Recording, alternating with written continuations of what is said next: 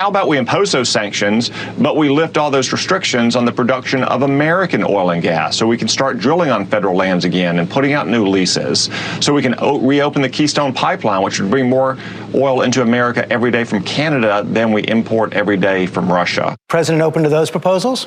I would say that the congressman's recommendations there, the Keystone Pipeline was not processing oil through the system. That does not solve any problems. That's a misdiagnosis, or maybe a misdiagnosis of what needs to happen. On oil leases, what this actually justifies, in President Biden's view, is the fact that we need to reduce our dependence on foreign oil, on oil in general, and we need to look at other ways of having energy in our country and others. One of the interesting things, George, we've seen over the last week or so is that a number of European countries are recognizing they need to reduce their own reliance on Russian oil. Right now, you saw my exchange with Jen Psaki right there.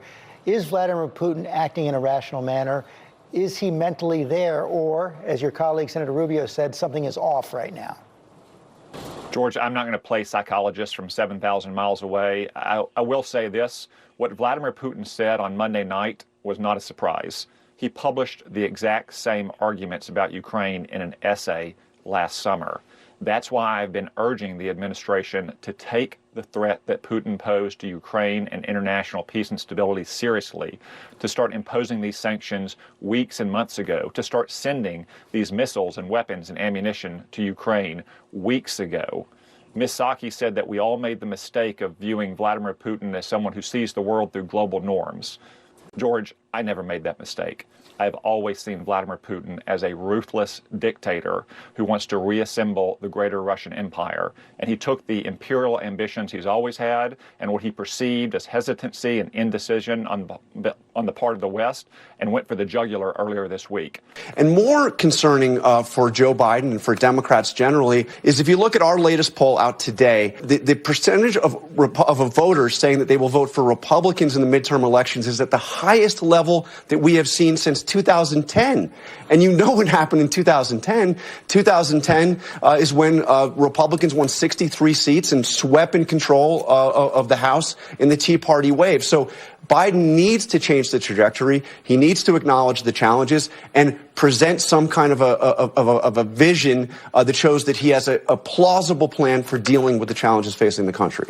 The president believes that sanctions are intended to deter. The purpose of the sanctions has always been and continues to be deterrence. The sanctions are designed in the first instance to try to deter Russia from taking further aggression. And then President Biden admitted this. No one expected the sanctions to prevent anything from happening. But can this end with sanctions alone?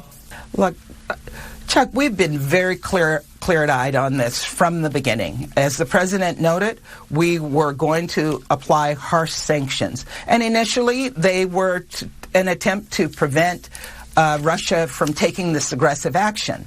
But it is Vladimir Putin's decision. The financial sanctions announced last night are riddled with loopholes. I know that they say they've sanctioned 80% of the banks in Russia. Well, Vladimir Putin controls 100% of the banks in Russia. He can use the other 20% to continue to finance his war machine. It's time to remove all Russian financial institutions from the international payment system. It's time to impose sanctions on his oil and gas exports, which he uses as his primary means of financial support. Has President Biden spoken with President Xi of China?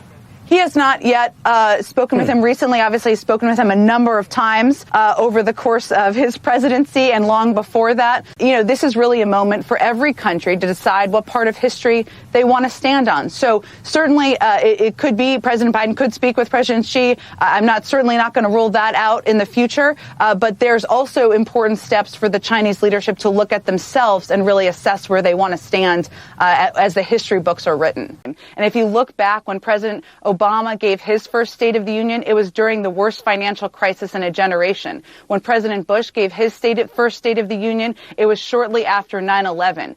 Leaders lead during crises. That's exactly what President Biden is doing. He'll speak to that, but he's also going to speak about his optimism about what's ahead.